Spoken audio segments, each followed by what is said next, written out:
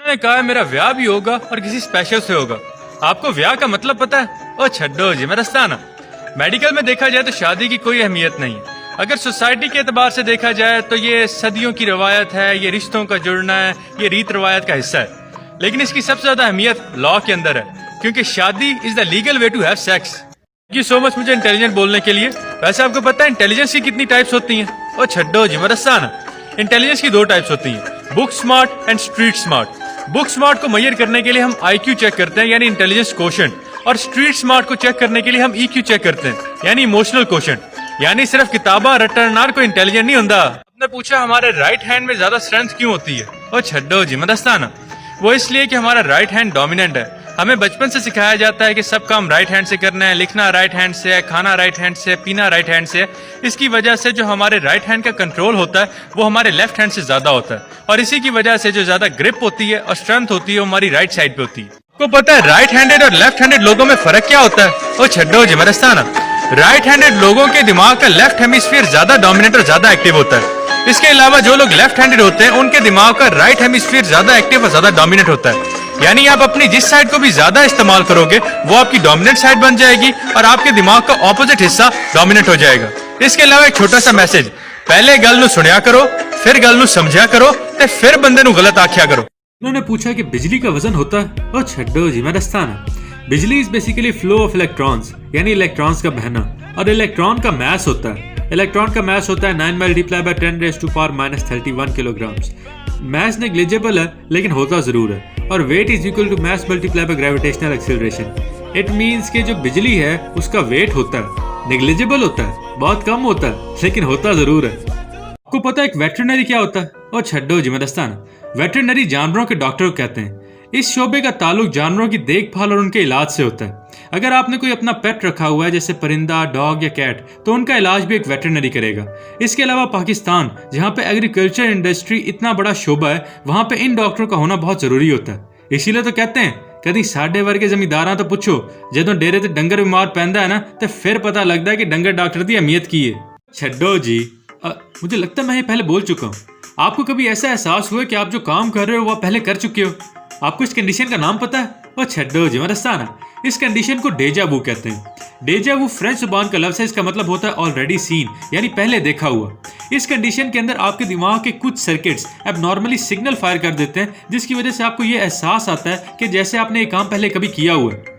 ये कंडीशन किसी बीमारी की अलामत नहीं है और ये नॉर्मली होता रहता है। It is just a glitch in the matrix. आपको पता है स्लीप पैरालिसिस क्या होता है? ओ छड्डो जी, मैं दस्ताना।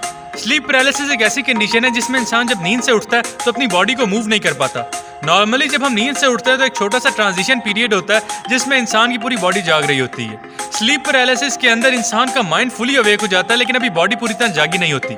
इसकी वजह से इंसान अपनी बॉडी मूव नहीं कर पाता और इसके अलावा उसे अपनी छाती पे भी एक बोझ सा महसूस होता है। ये कंडीशन सिर्फ कुछ मिनटों तक रहती है और उसके बाद इंसान नॉर्मल हो जाता है। ये कंडीशन आमतौर पे उन केसेस में होती है जब इंसान बहुत ज्यादा थका हुआ हो और फिर सोए, या उन लोगों में जो अपनी नींद पूरी नहीं करते, जिनमें स्लीप डेप्रिवेशन हो, और जब वो सोते हैं तो उसके बाद उनमें स्लीप पैरालिसिस होने के चांसेस होते हैं। इसके अलावा नार्कोलेप्सी के अंदर भी स्लीप पैरालिसिस के चांसेस होते हैं। आम जुबान में लोग इसे परी का आना समझते हैं और पीर फकीरों के पीछे भागना शुरू कर देते हैं। इसीलिए तो कहते हैं बजाय पीरा फकीरा तो तवीत करवान दे, किसी डॉक्टर को लो इलाज करवाओ। अगर आप कोई नई स्किल सीखना चाहते हो जैसे ग्राफिक डिजाइनिंग या मार्केटिंग, या कोई नई जुबान सीखना चाहते हो जैसे पर्शियन लैंग्वेज, तो आप कैसे सीखोगे? वो छड्डो जी, मैं दस्ताना। सैयद ऑनलाइन इंस्टीट्यूट की मदद से आप ये स्किल्स घर बैठे सीख सकते हो।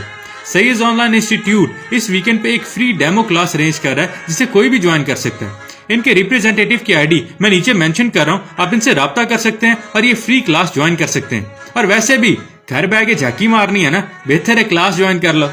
आपको पता है आपके नाक से खून क्यों आता है? ओ छड्डो जी, मैं दस्ताना। मेडिकल में इसको हम एपिस्टैक्सिस कहते हैं। इस प्रोसेस के अंदर आपके नाक के अंदर एक एरिया होता है, इसे केसलबैक एरिया कहते हैं। यहाँ पे ब्लड वेसल्स का एक गुच्छा होता है। जब भी उनके अंदर से ब्लीडिंग होती है तो आपके नाक से खून आने लग जाता है। इसकी वजूहात के अंदर नाक पे चोट लगना, इसके अलावा गर्मी की वजह से इन वेसल्स की वेजोडायलेशन होना, और इसके अलावा जब आप ज्यादा एक्साइटेड होते हो तो फिर भी नाक से खून आ सकता है। इसीलिए तो कहते हैं पुठियां गल्लां दे बारे चेडा ना सोचा करो। जब हमारी जुबान अचानक हमारे दांतों के दरमियान आ जाती है तो हमें इतनी दर्द क्यों होती ओ छड्डो जी, मैं दस्ताना। जब गलती से आपकी जुबान आपके दांतों के दरमियान आती है तो आपके पेन रिसेप्टर्स एक्टिवेट होते हैं और एक शार्प सा डेंजर सिग्नल आपके माइंड में जाता है जिसके लिए आपका दिमाग रेडी नहीं होता। इसी के साथ साथ एक रिफ्लेक्स एक्शन इनिशिएट होता है जिसकी वजह से आपका जबड़ा खुलता है और आपकी जुबान आजाद हो जाती है। लेकिन जब आप जानबूझ के अपनी जुबान को काट रहे होते हो तो सिग्नल आपकी ब्रेन से आपके मसल को आते हैं और आपके मसल बाइट करना शुरू करते हैं और आपका माइंड भी इस बात के लिए रेडी होता है कि थोड़ी देर बाद मुझे दर्द महसूस होनी है। इसीलिए आप काफी हद तक या तो पेन को इग्नोर कर सकते हो या पेन को सप्रेस कर सकते हो। मेरे तो यकीन नहीं है तो आप करके देख लो। इन्होंने मुझसे पूछा कि क्या फ्यूचर में हम साइंस की मदद से जमे हुए इंसानों को दोबारा जिंदा कर सकते हैं। और छड्डो जिमदस्ताना, क्रायोजेनिक फ्रीजिंग से पॉसिबल है लेकिन आजकल के दौर में नहीं, क्योंकि हमारे दौर में ये प्रोसेस डेड बॉडीज को प्रिजर्व करने के लिए इस्तेमाल होता है। लेकिन क्रायोजेनिक्स की मदद से मर्दों के स्पर्म और औरतों के एग सेल्स को प्रिजर्व किया जाता है और उन्हें कई कई साल बाद इस्तेमाल किया जाता है। इसके अलावा अगर आपका कभी उंगली वगैरह कट जाए तो उसे फौरन बर्फ पे प्रिजर्व करें, इससे उसकी सक्सेसफुल रीअटैचमेंट के चांसेस बढ़ जाते हैं। इलेक्ट्रिसिटी वाली वीडियो पे ये कमेंट था कि इलेक्ट्रिसिटी का तो मैच नहीं होता। और छड्डो जी मरस्ताना, अल्लाह हमारे मुर्शिद आइंस्टाइन को जन्नत में जगह दे। उन्होंने एक पेपर लिखा था 1905 में जिसका नाम था इलेक्ट्रोडायनामिक्स ऑफ मूविंग बॉडीज। उसके अंदर उन्होंने ये प्रूव किया था विद एक्सपेरिमेंट कि इलेक्ट्रिसिटी का मैच होता है। आप वो पेपर जाके चेक कर सकते हो। वैसे मैंने देखा है साढ़े मुर्शिद से मेरी सोच केड़ी मिलती है। मैं मुसीबत की मारी निकली मजबूरी के तहत, नहीं तो मेरा खावंद ने कभी मुझे बाहर बैठने नहीं दिया था, निकलने नहीं दिया था। क्या करूं, अपना किराए का मकान है, अगले वो कह रहे खाली करो।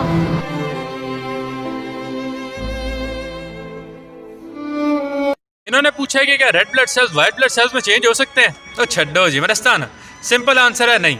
Red blood cells white blood cells में चेंज नहीं हो सकते। इन दोनों का ओरिजिन सेम होता है। ये दोनों आपके बोन मैरो में स्टेम सेल्स से बनते हैं जिसे हेमाटोपोइटिक स्टेम सेल्स कहते हैं। लेकिन एक दफ़ा जब डिफ्रेंसिएशन शुरू हो जाती है तो उसके बाद ये आपस में चेंज नहीं हो सकते। इसीलिए तो कहते हैं हर बंदे नू अपने कम नाल कम रखना चाहिए, दूजिया से तनकीद नहीं करनी चाहिए। इन्होंने कहा है कि मैं क्यूट हूँ इसलिए इनका दिल करता है कि ये मुझे गुदगुदी करें। आपको पता है गुदगुदी क्या होती है? और छड्डो ये मरस्ताना, जब भी कोई दूसरा इंसान आपके सेंसिटिव एरियाज पे टच करता है, जैसे आपकी गर्दन, आपकी आर्म पेट, आपकी बेली की साइड या आपकी जो पाँव की सोल होती है, तो उससे ढेर सारे सेंसरी सिग्नल्स आपके दिमाग में जा रहे होते हैं और आपके मसल्स की इनवॉलंटरी कॉन्ट्रैक्शन हो रही होती है और उसकी वजह से आपको वो गुदगुदी की मजे वाली फीलिंग आती है। और मैं एक बात पहले बता दूं, मेरे नाल एहो जी टीटो पार्टियां नहीं लानियां। इन्होंने पूछा है कि क्या लॉजिकल इंसान इमोशन फील करता है। और छड्डो जीवनस्ताना, हर नॉर्मल इंसान इमोशन फील करता है क्योंकि इंसानी दिमाग के अंदर लिम्बिक सिस्टम होता है जिसका काम इन इमोशंस को फील करना होता है। सिर्फ साइकोपैथ ऐसे लोग होते हैं जो इमोशन फील नहीं करते। इसके अलावा एक लॉजिकल इंसान अपने इमोशंस को सप्रेस कर सकता है, उन्हें दबा सकता है, क्योंकि आजकल के दौर इमोशन भी खाना कमजोरी समझी जाती है ते कमजोर बंदे नूं यह जमाना जीण नहीं देंदा। My confidence is like bond. Bond? ओ केड़ा बॉन्ड भाई? ओ छड्डो जी मैं रसाना, जेम्स बॉन्ड। इन्होंने पूछा है कि अगर एंटीबॉडी से इलाज हो सकता है तो वैक्सीन की क्या जरूरत है। ओ छड्डो जी मैं रस्ताना, एंटीबॉडी से मरीजों का इलाज किया जा सकता है जैसे कोविड पॉजिटिव पेशेंट, लेकिन ये कोई परमानेंट सोल्यूशन नहीं है क्योंकि एंटीबॉडीज बहुत छोटा अरसा आपके ब्लड में रहती हैं। लेकिन जब आपको वैक्सीन लगती है तो आपका इम्यून सिस्टम एक्टिव होता है और मेमोरी सेल्स बनते हैं जो कई कई सालों तक आपको उस बीमारी के खिलाफ कुव्वत मुदाफियत फराहम करते हैं। यानी एंटीबॉडी सिर्फ वक्ती जुगाड़ है तो वैक्सीन पक्का कम है। लोगों ने मुझे कहा कि मैंने कभी मैथ पे वीडियो नहीं बनाई तो आज बना लेते हैं। आपको पता है परसेंटेज कैसे निकालते हैं? और छड्डो जी मैं दस्ताना, इसका फॉर्मूला होता है given value divided by total value multiply by 100। अब मिसाल के तौर पे मेरे इंस्टाग्राम के ऊपर 6100 फॉलोअर्स हैं, मेरे टिकटॉक के ऊपर 4,95,000 फॉलोअर्स हैं। मैंने अगर ये चेक करना हो कि कितने % टिकटॉक के लोग मुझे इंस्टाग्राम पे सपोर्ट कर रहे हैं तो उसका फॉर्मूला होगा 6100 डिवाइडेड बाय 4,95,000 मल्टीप्लाई बाय 100 और ये ऑलमोस्ट 1% के करीब बनेगा। यानी सिर्फ 1% लोग मुझे इंस्टाग्राम पे सपोर्ट कर रहे हैं। और अगर अभी मैं बोलूँ ना कि मैंने किसी की लीड वीडियो लगाई है इंस्टाग्राम पे तो अद्धी अवाम मुंह चुक के उठे टुट जाना है। आपको पता है हमारे मुल्क का सबसे बड़ा फ्लॉ क्या है? ओ छड्डो जी मरस्ताना, हमारे मुल्क का सबसे बड़ा फ्लॉ ये है कि यहाँ पे कोई इंसान अपनी गलती नहीं मानता। मेरे गांव के अंदर 4 तालाब थे गंदे पानी की निकासी के लिए, लेकिन छोटे तबकों ने इन तालाबों को भर के इसके ऊपर मौजूद जमीन पे कब्जा कर लिया। अब जब भी बारिश आती है तो सारा गंदा पानी हमारी सड़कों पे खड़ा हो जाता है और लोगों की जिंदगी अजाब कर देता है। लेकिन अभी भी कोई इंसान अपनी गलती नहीं मानेगा ते गाला फिर भी हुकूमत को पैणियां ने। मैंने पूछा कि न्यूली मैरिड लोगों के लिए अच्छी जगह कौन सी हो सकती है। और छड्डो जी मैं दस्ताना, पाकिस्तान वैसे ही हमारा बहुत खूबसूरत है। आप नॉर्दर्न एरियाज में जा सकते हो, वहाँ पे नारान का गान, नीलम वैली, चित्राल जा सकते हो। बलूचिस्तान में प्रिंसेस ऑफ होप है। आप सिंध में जाओ तो कराची है, सी व्यू है। जगह तो बहुत खूबसूरत है, पर एक पता दी गल दसना तुहानू, अगर आपका पार्टनर अच्छा है ना तो आप किसी भी जगह को स्पेशल बना सकते हो, आपको कहीं जाने की जरूरत नहीं पड़ेगी।